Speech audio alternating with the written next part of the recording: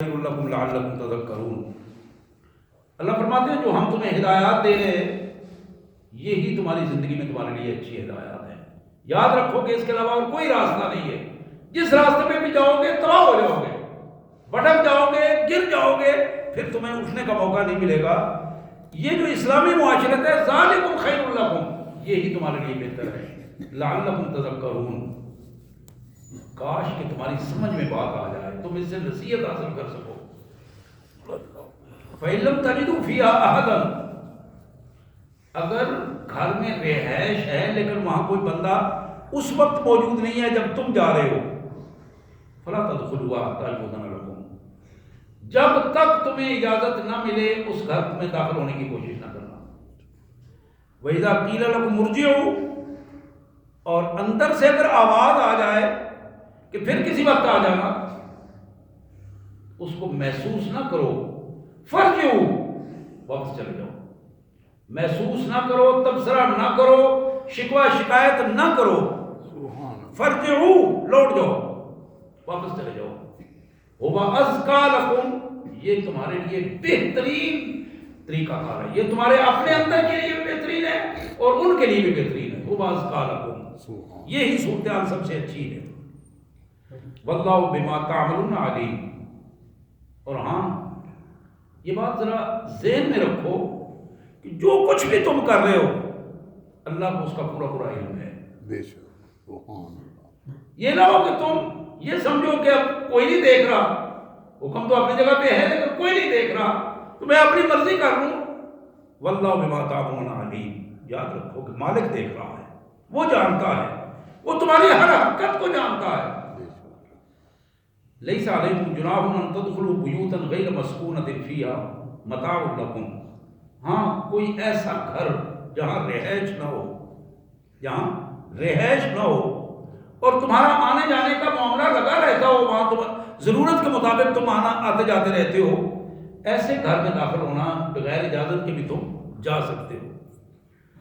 واللہ یعلم ما تبدون وما کنتم تکتمون، اور ہاں یہ بات بھی سن لو، جو کچھ تم چھپاتے ہو اللہ اسے بھی جانتا ہے اور جو کچھ تم ظاہری عمل کرتے ہو اللہ اسے بھی جانتا ہے۔ بے شک، سبحان اللہ۔ یہ بڑا اہم جملہ ہے، یہ دو تین جملے جو میں بار بار دہرا رہا ہوں، آپ ذرا اس میں غور کیجئے۔ ذالکم خیر لکم لعلکم تذکرون، یہ تمہارے لیے بہت بہتر ہے، یہ پہلی بات فرمائی، کاش کہ تم اس سے نصیحت حاصل کر لو۔ پھر دوسری بات فرمائی واللہ بما تعملون علیم، جو بھی تم کر رہے ہو اللہ کو اس کا پورا پورا علم ہے، یہ نہ سمجھنا کہ اللہ نہیں جانتا، کسی کو پتہ نہیں۔ پھر تیسرا جملہ ارشاد فرمایا واللہ یعلم ما تبدون وما کنتم تکتمون، جو کچھ تمہارا ظاہری عمل ہے یا جس کو تم چھپا رہے ہو کائنات کا مالک جانتا ہے اور تم سے زیادہ جانتا ہے۔ پھر فرمایا کل للمؤمنین، میرے رسول میرا حکم پہنچا دو ایمان والوں کے لیے، یہ جو لوگ مجھ پر ایمان لائے میرا کلمہ پڑھ رہے ہیں ان کو ذرا میرا حکم پہنچاؤ۔ سبحان یغضوا من ابصارہم، اپنے نگاہوں کو نیچا کر دیا کریں، سبحان، نگاہوں میں شرم و حیا پیدا کریں، نیچا کریں، اپنے نگاہوں کو پست رکھیں۔ وَيَحْفَظُوا فُرُوجَهُمْ، اور بے حیائی سے بچ جائیں اور اپنے آپ کو پاکیزہ رکھیں، سبحان، اپنی شرمگاہوں کی حفاظت کریں، پاکیزہ رکھیں اپنے آپ کو، اپنے کردار کو پاکیزہ رکھیں، عفت مآب بن جائیں۔ ذالک ازکیٰ لہم، یہ ان کے لیے بہترین پاکیزگی کا تصور ہے، سبحان اللہ۔ ان کا اندر بھی پاک رہے گا، ان کا باہر بھی پاک رہے گا۔ ان اللہ خبیر بما یصنعون، یہ چوتھا جملہ ہے جو اللہ فرما رہے ہیں، جو کچھ تم اپنے لیے بنا رہے ہو، یہاں عمل کی بات نہیں ہوئی، بما یصنعون، جو اپنے کردار سے تم بنا رہے ہو نا اللہ اس کی باریک سے باریک چیز کو بھی جانتا ہے۔ بے شک، ان اللہ خبیر، خبیر کہتے ہیں اس چیز کو جو بغیر نظر نہ آ رہی ہو، بندے کو خوردبین سے بھی نظر آئے اس کو بھی تمہارا اللہ جانتا ہے، تو ہو سکتا ہے تمہیں نظر نہ آ رہی ہو لیکن تمہاری اس حرکت کو تمہارا مالک جانتا ہے جو تم اپنے بنا کر اپنے اوپر الزام لے رہے ہو۔ یہ ایمان والوں کو فرمایا۔ دوبارہ پھر ارشاد فرمایا وَكُلِّ الْمُؤْمِنَاتِ، میرے رسول ان ایمان لانے والی عورتوں کو بھی میرا پیغام پہنچاؤ، ان خواتین کو بھی ذرا مخاطب کر کے بتاؤ کہ تمہارے اللہ کا یہ حکم ہے تمہارے لیے، ان کو بھی ڈائریکٹ میرا پیغام پہنچاؤ، حکم دو یغضضن من ابصارہن، کہ وہ بھی اپنی نگاہوں کو نیچا رکھے۔ مردوں کو پہلے حکم دے دیا، پھر خواتین کو بتایا کہ اپنی نگاہوں کو نیچا رکھے۔ وَيَحْفَظْنَ فُرُوجَهُنَّ، اپنی عزت کی حفاظت کریں۔ وَلَا يُبْدِينَ زِينَتَهُنَّ، اپنی زینت، اپنی زیب و زینت، خوبصورتی جو اللہ نے انہیں عطا کی ہے، اس کو کسی کے سامنے ظاہر نہ کریں، اپنی اس خوبصورتی اور زیب و زینت کو محفوظ رکھیں، کسی کے سامنے ظاہر نہ کریں۔ الا ما ظاہر منہا، ہاں اس میں ہاتھ پاؤں اور چہرہ جو چیز نظر آ رہی ہے وہ اپنے گھر کی حد تک اس کو کھول سکتے ہیں۔ ما ظاہر منہا، جو تمہارا چہرہ، ہاتھ اور پاؤں، اپنے گھر میں اس کو اس انداز میں رکھ سکتے ہیں۔ وَلْيَضْرِبْنَ بِخُمُرِهِنَّ عَلَى جُيُوبِهِنَّ، اور اپنے گھروں میں بھی رہ کر اپنے دوپٹوں کو، چادروں کو اپنے پورے جسم پر لپیٹ کے رکھیں۔ وَلَا يُبْدِينَ زِينَتَهُنَّ إِلَّا لِبُعُولَتِهِنَّ، ان کی زیب و زینت، خوبصورتی ان کے خاندوں کے لیے ہے۔ جہاں اللہ نے جائز قرار دیا ہے وہیں اس کا استعمال ہو، اس سے علاوہ نہیں۔ اور تمہارے باپ، خاندوں کے باپ، جو بھی حلال رشتے ہیں، ان کے لیے اللہ تعالیٰ نے گنوا کر بتایا، ان کے سامنے ایک عورت اپنے ہاتھ پاؤں اور چہرہ کھول سکتی ہے، لیکن جب باہر آئے گی، باہر آنے کے بعد اسے حجاب پہننا پڑے گا۔ حضرات، یہ آیات تھی سورہ نور کی، جو 18ویں پارے کی سورہ مبارک، آیت نمبر 27 سے 31 تک یہ آیات تھی، جو بظاہر ہمارے لیے معاشرے میں بڑی مشکل معلوم ہوتی ہے، اس لیے کہ ہمارا معاشرہ، اس کی ترتیب اسلام سے نہیں ہوئی، اس کا آغاز یہاں ہندوؤں سے، سکھوں سے، 2-4 نسلوں کے بعد آبا و اجداد کو جب دیکھیں تو وہ ہندو اور سکھ اور اسی حوالے سے ہے، اور وہی وجہ ہے کہ وہ عادات و اطوار اسی انداز میں ہمارے نسل در نسل چلی آ رہی ہے۔ اللہ کریم نے جہاں مرد کو کے بارے میں یہ بات بتائی کہ الرجال قوامون علی النساء، مردوں کو عورتوں سے زیادہ ذمہ دار بنایا گیا، مردوں کو عورتوں سے زیادہ ذمہ دار بنایا گیا۔ گھر کا سربراہ ہے، اسے ذمہ دار بنایا گیا، برادری کا سربراہ ہے، اسے ذمہ دار بنایا گیا، وہ ملک کا سربراہ ہے، اسے ذمہ دار بنایا گیا ہے۔ تو یہ ذمہ داری الرجال قوامون علی النساء، عورتوں کے مقابلے میں مردوں کو زیادہ ذمہ دار بنایا گیا ہے، ان سے زیادہ پوچھ گچھ ہوگی۔ حضرات، اس کے مقابلے میں اللہ کے پیارے رسول صلی اللہ علیہ وسلم سے پوچھا گیا، اللہ کے پیارے نبی صلی اللہ علیہ وسلم یہ ارشاد فرمائیے کہ عورت کا پردہ کیا ہے؟ آپ نے فرمایا المرأۃ کلھا عورہ، ایک مسلمان خاتون، اس کا پورا جسم پردے میں ہے، پورا کا پورا جسم پردے میں ہے۔ جب اسے باہر نکلنا ہے تو جسم کے کسی حصے کو بھی عمومی انداز میں کسی نظروں سے چھپا کر رکھنا ہے، لوگوں کی نظریں اس پر نہ پڑیں۔ المرأۃ کلھا عورہ، بالکل اسی انداز میں اللہ کے پیارے رسول سید عالم صلی اللہ علیہ وسلم نے جہاں قرآن کے ان احکامات کو ہمارے سامنے رکھا، اللہ کے حکم کو مردوں کے لیے الگ، عورتوں کے لیے الگ ہمارے سامنے رکھا، وہاں یہ پورے کے پورے اعضاء ان کی حفاظت کے لیے اللہ کے رسول صلی اللہ علیہ وسلم نے ایک ایک چیز کو گنوا کر بتایا کہ لوگوں اپنی آنکھوں کی حفاظت کرو، اس لیے کہ لوگ آنکھوں سے بھی بدکاری کرتے ہیں، آنکھوں کی حفاظت کرو، اس لیے کہ لوگ آنکھوں سے بدکاری کرتے ہیں۔ لوگوں اپنی زبان کی حفاظت کرو، لوگ زبان سے بدکاریاں کرتے ہیں۔ اپنے کانوں کی حفاظت کرو، لوگ اپنے کانوں سے بدکاری کرتے ہیں۔ اللہ اکبر، اپنے سوچوں کو پاک رکھو، لوگ اپنی گندی سوچ سے بدکاری کے مرتکب ہوتے ہیں۔ اللہ اپنے ہاتھوں اور پاؤں کو کی حفاظت کرو، اس لیے کہ یہ تمہارے ہاتھ اور پاؤں بدکاری میں ملوث ہوتے ہیں۔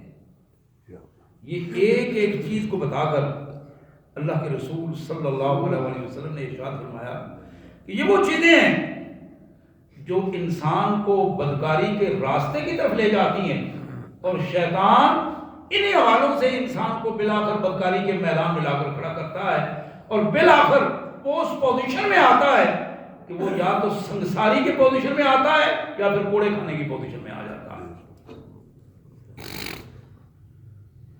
ترمذی کے ایک بڑی معروف حدیث، اللہ کے پیارے رسول صلی اللہ علیہ وسلم نے جناب علی المرتضی امیر المومنین علی المرتضی رضی اللہ تعالی عنہ کو خطاب کرتے ہوئے فرمایا، یا علی لا تتبع النظرۃ النظرہ فإن لک الأولى وليست لک الآخرہ۔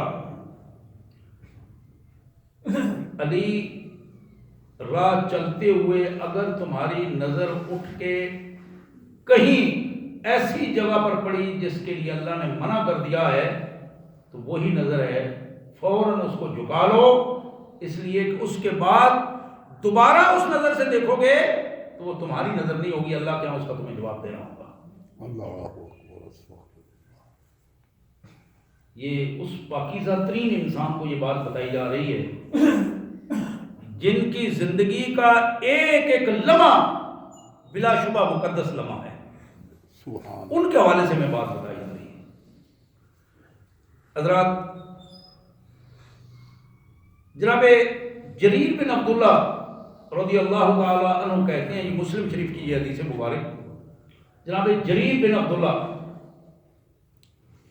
کہتے ہیں، سألت رسول اللہ صلی اللہ علیہ وسلم عن النظرۃ الفجاء، میں نے ایک دن اللہ کے رسول صلی اللہ علیہ وسلم سے عرض کیا کہ میرے آقا یہ ارشاد فرمائیے کہ اچانک نظر پڑ جاتی ہے بلا ارادہ، بندہ دیکھنا نہیں چاہتا، گزر رہا ہے، اچانک نظر پڑ گئی ہے، تو کیا اس کے بارے میں بھی پوچھ گچھ ہوگی؟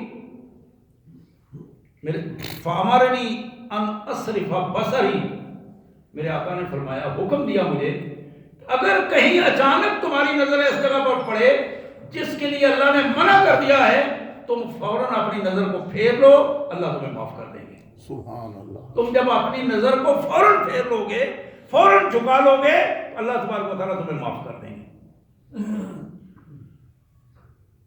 حضرات، اسی طرح جناب عبداللہ بن مسعود رضی اللہ تعالی عنہ، حضور صلی اللہ علیہ وسلم کے بڑے پیارے صحابی، جلیل القدر صحابی، فقیہ امت جنہیں کہا گیا، ان کی حدیث مبارک جو طبرانی میں ہے، کہتے ہیں کہ میرے آقا صلی اللہ علیہ وسلم نے ارشاد فرمایا، ان النظر سہم من سہام ابلیس مسموم، لوگوں تمہاری یہ نگاہ ابلیس کے زہر آلود تیروں میں سے ایک تیر ہے۔ اللہ اکبر۔ تمہاری نظر، تمہاری نگاہ جس سے تم دیکھتے ہو، ابلیس کے زہر آلود تیروں میں سے ایک تیر ہے۔ اب جانتے ہیں کہ ایک تیر ہوتا ہے سادہ، اور کچھ لوگ تیروں کو زہر آلود، زہر میں بجھا کر وہ تیروں کو رکھتے تھے تاکہ نشانہ خطا نہ جائے، جسم کے جس حصے پر بھی لگے اسے زہر آلود کر دے، بلاخر وہ بندہ اس دنیا سے ختم ہو جائے۔ زہر آلود تیر، حضور نے فرمایا کہ یہ تمہاری نگاہ ابلیس کے زہر آلود تیروں میں سے ایک تیر ہے۔ اور پھر آپ نے ارشاد فرمایا، من ترکہ مخافتی ابدلتہ ایمانا ایمانا یجد حلاوتہ فی قلبی، میرا اللہ فرماتا ہے جس بندے نے اپنی اس نگاہ کی حفاظت میرے ڈر کی وجہ سے کی، اللہ کے ڈر کی، اللہ کی خوشی کے لیے، اللہ کی رضا کے لیے اپنی نگاہ کو نیچا کر لیا، اللہ کے لیے اپنی نگاہ کی حفاظت کی، اللہ کی خوشی کے لیے، اللہ کے ڈر کے لیے، اللہ کی رضا کے لیے، میرے آقا فرماتے ہیں کہ میرے مالک نے فرمایا ابدلتہ ایمانا ایمانا یجد حلاوتہ فی قلبی، میں اس بندے کے ایمان کی مٹھاس اتنی زیادہ کر دوں گا کہ وہ اپنے دل میں وہ اس سے زیادہ لذت اور مٹھاس محسوس کرے گا۔ سبحان اللہ۔ جس نگاہ کو ڈال کر وہ تلذذ اعین حاصل کرنا چاہتا ہے، ایک نگاہ کی لذت دینا چاہتا ہے، میرے اللہ نے فرمایا کہ میں اس کے دل میں اس کے ایمان کی لذت اتنی بھر دوں گا، اس سے زیادہ اسے لذت محسوس ہوگی۔ سبحان اللہ۔ جو شخص میری رضا کے لیے، میری، اللہ فرماتے ہیں میری رضا کے لیے، میرے ڈر سے اپنی نگاہوں کی حفاظت کرتا ہے۔ پھر جناب ابو امامہ کی یہ حدیث جو مسند احمد میں اور حدیث مبارک کی اور بہت ساری کتابوں میں یہ موجود ہے، نبی رحمت صلی اللہ علیہ وسلم نے ارشاد فرمایا ما من مسلم ينظر الى محاسن امرأة اول مرة ثم يغض بصره،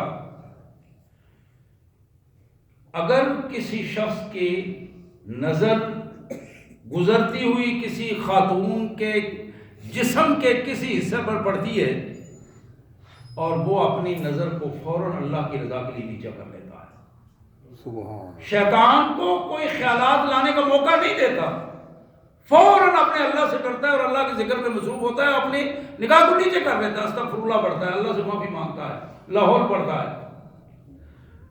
میرے آقا صلی اللہ علیہ وآلہ وسلم نے ارشاد فرمایا الا احدث اللہ لہ عبادتا یجد حلاوتہ، یہ وہ بندہ ہے اللہ تبارک و تعالی اپنے اس بندے کی عبادت میں اتنا لطف اور اتنا ذوق اور اتنی محبت اس کے دل میں پیدا کر دیتے ہیں، اس کے عبادت میں اس کو اتنا لطف آتا ہے کہ دنیا کی کسی کیفیت میں اس کو اتنا لطف محسوس نہیں ہوتا۔ سبحان اللہ۔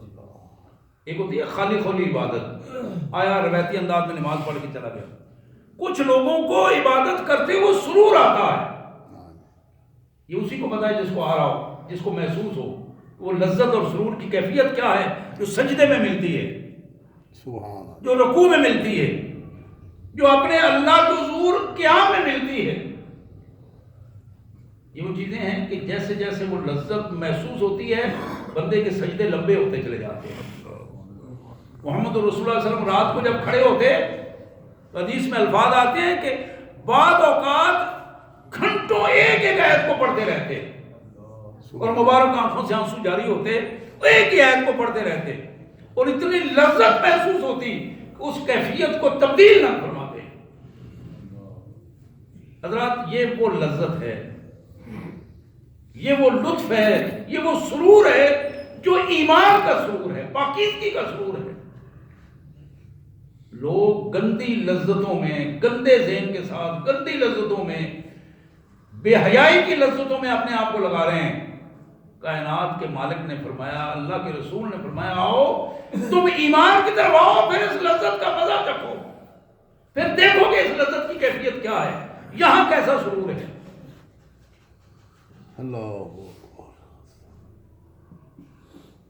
اللہ کے پیارے رسول صلی اللہ علیہ وآلہ وسلم سے ایک صحابی جناب علا بن یسار رضی اللہ تعالیٰ عنہ، موطا امام مالک کی یہ روایت ہے، عرض کرنے لگے اللہ کے رسول صلی اللہ علیہ وسلم کی قرآن نے کہا ہے، سورہ نور میں قرآن نے کہا ہے، آپ نے پڑھ کے سنایا ہمیں کہ اپنے گھروں میں بھی جاؤ تو اجازت لے کے جاؤ۔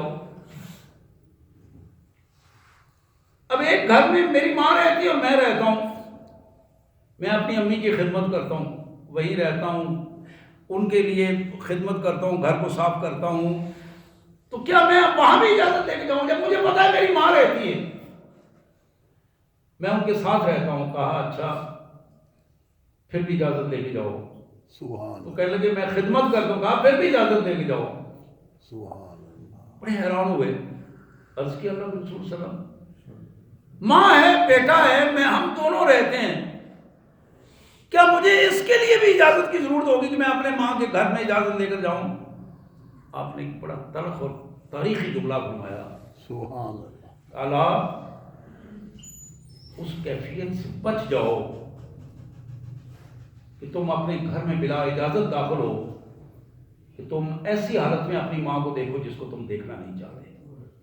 اللہ اکبر۔ ماں کے سر سے دوپٹہ اترو ہو، یا کسی نہانے کی کیفیت میں یا وضو کی کیفیت میں کسی حالت میں ہو، تم اپنی ماں کو اس طرح نہیں دیکھنا چاہتے، تمہارے سامنے وہ کیفیت ہو، اس سے بچ جاؤ کہ اپنی ماں کو برہنہ دیکھو، اس سے بچ جاؤ۔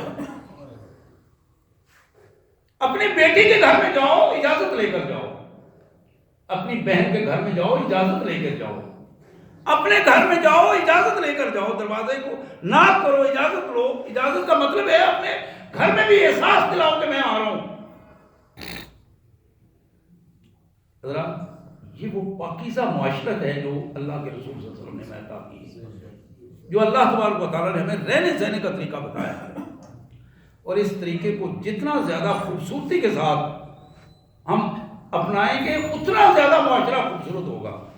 جتنا اس سے دور ہوتے چلے جائیں گے آپ یقین کریں گے معاشرہ جہنم زار ہوتا چلا جائے گا، ذلت اور رسوائی کا نمونہ بنتا چلا جائے گا، پریشانیاں بڑھیں گی گھروں میں۔ جتنی شیطان کو ہم جتنا موقع دیں گے گھروں میں آنے کا، اتنا زیادہ ہمارے گھروں میں پریشانیاں بڑھیں گی، لڑائی ہوں گی، جھگڑے ہوں گے، بد اعتمادی ہوگی، فحاشی ہوگی، عریانی ہوگی۔ آج جتنا زیادہ ماحول پراگندہ ہے، اس پراگندہ ماحول میں زیادہ ضرورت ہے کہ ہم زیادہ اگریسو ہو کے اللہ اور اللہ کے رسول کے احکامات کو اپنی زندگی میں نافذ کریں، زیادہ آگے بڑھ کر نافذ کریں۔ جسے کہتے ہیں نا ریجڈنس، یعنی جو احکامات کلیئر ہیں، غیر ضروری پابندیاں لانے کی ضرورت نہیں، لیکن جو پابندیاں لگائی ہیں اللہ اور اللہ کے رسول نے ان پر زیادہ سے زیادہ پوری جرت کے ساتھ اور پوری قوت کے ساتھ ان پر عمل کیا جائے۔ طبرانی کے ایک حدیث مبارک جو جناب عبد الرحمن بن عوف رضی اللہ تعالیٰ عنہ کی روایت، میرے آقا صلی اللہ علیہ وسلم نے فرمایا، میں اپنی بہنوں کو اس حدیث سنانے سے پہلے مخاطب کروں گا کہ توجہ سے اس حدیث مبارک کو سنیے گا۔ خواتین اسلام کے لیے اللہ کے رسول صلی اللہ علیہ وسلم کے احکامات انتہائی اہم احکامات ہیں۔ میرے آقا نے فرمایا کہ میری امت کی وہ مسلمان عورت جب وہ یہ چار چیزیں اپنے اندر پیدا کر لیتی ہے، چار چیزیں اپنے اندر پیدا کر لیتی ہے، تو کل قیامت کے دن اللہ کا فرشتہ اسے ندا دے گا، صدا ہوگی اس کے لیے کہ اس جنت کے 8 دروازوں میں سے جس میں وہ چاہے چلی جائے، کوئی رکاوٹ اس کے لیے نہیں ہے، ہمیں ہر دروازے سے اس کا استقبال ہوگا۔ سبحان اللہ۔ کوئی معمولی چیزیں ہیں، کوئی لمبی چوڑی چیزیں نہیں۔ میرے آقا صلی اللہ علیہ وسلم نے فرمایا، اور میں یہ کہوں گا بہنوں کو کہ یہ پیغام اللہ کے رسول صلی اللہ علیہ وسلم کا لوگوں تک پہنچائیں، دوسری بیٹیوں تک، بہنوں تک، یہ معاشرے میں خواتین تک یہ پیغام پہنچائیں، ان کو پتہ چلے کہ محمد کریم صلی اللہ علیہ وسلم کا پیغام ہمارے نام ہے، ایک بیٹی کے نام رسول اللہ کا پیغام ہے، میرے آقا کا پیغام ماں کے نام ہے، بہن کے نام ہے، بیوی کے نام ہے، عورت جس سٹیج میں بھی ہے۔ اللہ کے رسول صلی اللہ علیہ وسلم نے فرمایا کہ میری امت کی عورت اذا صلت المرأۃ خمسہا، 5 وقت کی وہ نماز پابندی سے اگر پڑھتی ہے، کسی ہیلے بہانے سے نماز چھوڑتی نہیں۔ بعض اوقات یہ ہوتا ہے نا، خواتین کہتے ہیں اچھا کپڑے پاک نہیں ہے، یہ بچے نے پیشاب کر دی ہے، یہ معاملہ چھوٹا موٹا ہو گیا ہے، ان معاملات سے اپنے آپ کو پاک کر کے اہتمام کے ساتھ 5 وقت کی نماز پڑھتی ہے، وہ مسجد میں پڑھے یا گھر میں پڑھے، یہ الگ مسئلہ ہے، اس میں کوئی حل نہیں، جہاں اس کو میسر ہے وہاں نماز پڑھے۔ 5 وقت کی نماز اہتمام کے ساتھ پڑھتی ہے پہلے وقت میں، وسامت شہرہ، اور فرض روزے رمضان المبارک کے ایک مہینے کے رکھتی ہے وہ حفظت فرجہ، اپنی عزت کی حفاظت کرتی ہے. سبحان. 3 چیزیں فرمائیں. 5 وقت کی جو عورت، محمد رسول اللہ کی امت کی بات ہو رہی ہے، اس امت کی جو عورت 5 وقت کی اہتمام کے ساتھ نماز پڑھتی ہے اور فرض روزے رمضان المبارک کے رکھتی ہے اور اپنی عزت کی حفاظت کرتی ہے، سبحان. باپردہ رہتی ہے، لباس باپردہ پہنتی ہے، گفتگو باپردہ، عزت کی حفاظت کا یہ مطلب ہے اس کی نگاہ پاک ہے، زبان پاک ہے، اس کی سماعت پاک ہے. ان پاکیزگیوں کے اندر رہ کر وہ عورت عفت مآب ہے، اپنی عزت کی حفاظت کرتی ہے. میرے آقا صلی اللہ علیہ وسلم نے فرمایا وَأَطَاعَتْ زَوْجَهَا، اپنے خامند کی اطاعت کرتی ہے. سبحان اللہ. اس کا خامند اگر کوئی بے دینی کی بات نہ کہے، یہ بات بھی ذرا ذہن میں رہنی چاہیے. یہاں سے یہ دونوں فرق ہیں، قرآن نے بھی اور حدیث نے بھی بتایا. اگر خامند کسی بے دینی کی طرف حکم دیتا ہے تو اس کا حکم نہیں ماننا، یہاں تک کہ ماں باپ بھی حکم دے تو وہ بھی نہیں ماننا. یعنی وہ شرک کہنے کی طرف توجہ دلاتے ہیں، آؤ ہمارے ساتھ یہ کام کر لو، اللہ نے منع کر دیا. لیکن وَصَاحِبُهُمَا فِي الدُّنْيَا مَعْرُوفًا، دنیا میں، دنیا داری میں ان کی اطاعت پوری ہے. اسی طرح ہیلے بہانے کر کے اپنے خامند کی اطاعت سے اپنے آپ کو الگ کر لینا، اس سے بھی سختی سے منع کر دیا گیا. اور یہ جہنم کا ایندھن بننے والی بات ہے. جن معاملات کو، جو جائز معاملات ہیں جہاں اللہ اور اللہ کے رسول صلی اللہ علیہ وسلم نے احکامات دیے ہیں، اپنے خامند کی اطاعت کرتی ہے تو سید کائنات صلی اللہ علیہ وآلہ وسلم نے ارشاد فرمایا قیل لها ادخل الجنہ من ای باب الجنہ شئت، معزز خاتون آؤ، یہ جنت کے 8 دروازوں میں تمہارا استقبال ہے، جس دروازے سے تم چاہو گے اس جنت میں داخل ہو سکتی ہو. سبحان. 4 چیزیں بتائی گئی، میں پھر دوہرا رہا ہوں تاکہ میری بہنیں اس کو سنیں اور اپنی بہنوں تک، بیٹیوں تک، ماؤں تک، خواتین اسلام تک یہ بات پہنچائیں کہ یہ رسول اللہ کا سرٹیفکیٹ ہے. اگر جنت چاہتے ہو، یہ دنیا کے جمیلوں سے رہ کر، ان آزمائشوں میں رہ کر تیاری کرو جنت کی. جنت چاہتی ہو تو 5 وقت کی نماز کو ریگولر کرو، باقاعدہ کرو، اہتمام کے ساتھ انتظار کرو. آزان کا جو ہی آزان ہوتی ہے پہلی فرصت میں پاکیزہ ہو گیا، اللہ کے حضور کھڑے ہو جاؤ نماز پڑھنے کے لیے. 5 وقت نماز پڑھتی ہے. کوئی لمبی چوڑے نوافل کی بات نہیں کی، نہیں کہا کہ ساری رات کھڑی رہتی ہے، نہیں، 5 وقت نماز. کوئی لمبے چوڑے روزوں کی بات نہیں کی. وسامت شہرہ، رمضان المبارک کے فرض روزے کو احترام سے رکھتی ہے، اخلاص کے ساتھ رکھتی ہے. اور پھر تیسری بات فرمائی وہ حفظت فرجہ، اپنی عزت کی پوری طرح حفاظت کرتی ہے. اور پھر فرمایا وہ اپنے وطاعت زوجہ، اپنے خامن کی اطاعت کرتی ہے. قیل لها ادخلی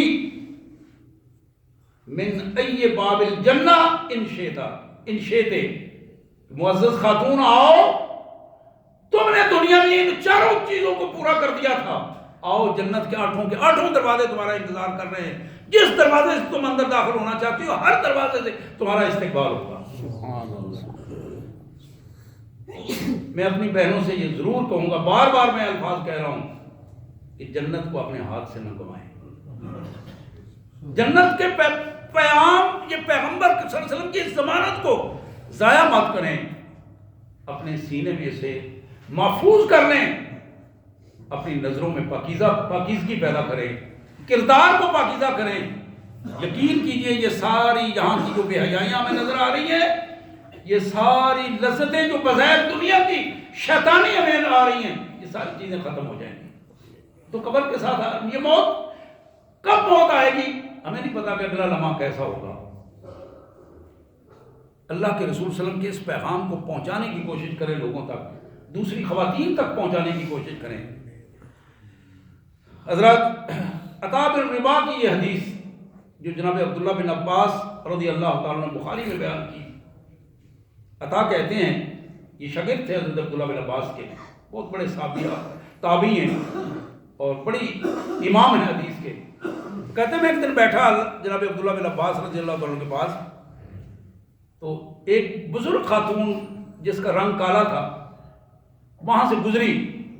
سبحان اللہ. تو حضرت عبداللہ بن عباس نے اشارہ کر کے کہا عطا جنت. میں تمہیں جنتی خاتون کے بارے میں نہ بتاؤں سبحان اللہ. جس کو رسول اللہ صلی اللہ علیہ وسلم نے جنت کی بشارت دی ہے, ماشاء اللہ. یہ وہ جنتی خاتون ہے. سبحان اللہ. اور پھر فرمایا یہ اللہ کے رسول صلی اللہ علیہ وسلم کے پاس حاضر ہوئی. وہاں آ کر, یہ بھی بخاری کی حدیث ہے, وہاں آ کر اس نے آ کے عرض کیا اللہ کے رسول میرے لیے دعا کریں, مجھے مرگی کی تکلیف ہے. مرگی کی تکلیف ہے, میں بے ہوش ہو جاتی ہوں, مجھے پتہ نہیں چلتا, گر جاتی ہوں, مجھے اپنے پردے کا بھی پتہ نہیں ہوتا, ہوش ہی نہیں ہوتی, میرے لیے دعا کریں اللہ تعالیٰ مجھ پر رحم فرمائے. آمین. آپ نے فرمایا اگر تم اپنی اس بیماری پر صبر کرو وَلِكَ الْجَنَّةُ, اللہ تمہیں جنت عطا کرے گا. سبحان اللہ. لیکن اگر تم چاہو تو میں اپنے مالک سے دعا کرتا ہوں اللہ تعالیٰ تمہیں شفا عطا فرمائے گا. اب اس خاتون نے کہا میرے آقا بیماری پر میں صبر کر لوں گی, سبحان اللہ. اس لیے کہ مجھے جنت ملے گی, آپ نے وعدہ کیا ہے میں بیماری پر صبر کروں گی. اب ذرا غور کیجئے, ہمارے ہاں تو ایک چند لمحے کی آزمائش بھی ہم پوری نہیں, شادی کا ایک فنکشن ہے, ہمیں مصیبت معلوم ہو رہی ہوتی ہے کہ اس فنکشن کو سادہ انداز میں ہم کس طرح گزار لیں. اللہ. معمولی سی باتیں ہیں. اس اہم جلیل القدر صحابیہ نے یہ عرض کی اللہ کے رسول صلی اللہ علیہ وسلم میں صبر کر لوں گی, لیکن میری درخواست ہے ماشاء اللہ. میرے اللہ سے یہ دعا کریں کہ جب میں اس بیماری کی حالت میں ہوں تو میں بے پردہ نہ ہوں. ماشاء اللہ. میرے پردے کا اللہ تبارک و تعالیٰ کی طرف سے انتظام ہو کہ جب مجھے ہوش نہ ہو تو میرے سر سے میرے جسم سے کپڑا نہ اترے. حضور صلی اللہ علیہ وسلم نے اس کے لیے دعا کی, اور اس کے بعد کبھی بھی اس خاتون کو اگر کوئی بیماری کی کوئی تکلیف ہوئی ہے مرگی کی بھی, اس کے بعد کبھی بھی اس کے سر سے کپڑا نہیں ہٹا, کبھی ایسا نہیں ہوا. سبحان اللہ. یہ بھی ایک اہم نمونہ ہے جو ہمارے لیے انتہائی اہم ہے. میں اپنی بہنوں کو یہ بھی درخواست کروں گا کہ اپنے گھروں میں کتابیں لا کے رکھیں. سیدہ خدیجہ الکبریٰ کی سیرت, سیدہ فاطمہ الزہرا کی سیرت, سیدہ عائشہ صدیقہ سلام اللہ علیہ کی سیرت, سیدہ ام سلمہ کی سیرت, اللہ کے رسول صلی اللہ علیہ وسلم کے گھر کی خواتین کی سیرتیں, وہ بڑے سارے مل کے بیٹھ کے اپنی بچیوں کو پڑھائیں, بہنوں کو پڑھائیں. آپ دیکھیں کس طرح تبدیلی آتی ہے. اس تبدیلی میں اپنا کردار ادا کریں, اس لیے کہ اگر تبدیلی نہ ہوئی, گھر اگر سنت کے حوالے سے نہ بدلا, تو پھر وہ مرد بھی اتنا ہی اللہ کے حضور پوچھا جائے گا جتنا کہ خواتین, بلکہ خواتین سے زیادہ پوچھ کر کے وہ مردوں کی ہوگی. میں نے پہلے عرض کیا کہ الرجال قوامون علی النساء, ذمہ داری یہ ہے کہ مرد کو ذمہ دار, مرد کو اس لیے ذمہ دار نہیں بنایا گیا کہ وہ ڈنڈا اٹھا کے گھر میں ایک مارشل لا کا ماحول پیدا کر دے. مرد کو ذمہ دار بنایا گیا ہے تاکہ وہ گھر کی تربیت کا ذمہ دار ہو. اللہ سے دعا ہے اللہ تبارک و تعالیٰ ہمیں اس معاشرت کو اسلامی معاشرت بنانے کی توفیق عطا فرمائے. وآخر دعوانا الحمدللہ رب العالمین. سبحان اللہ. سبحان اللہ.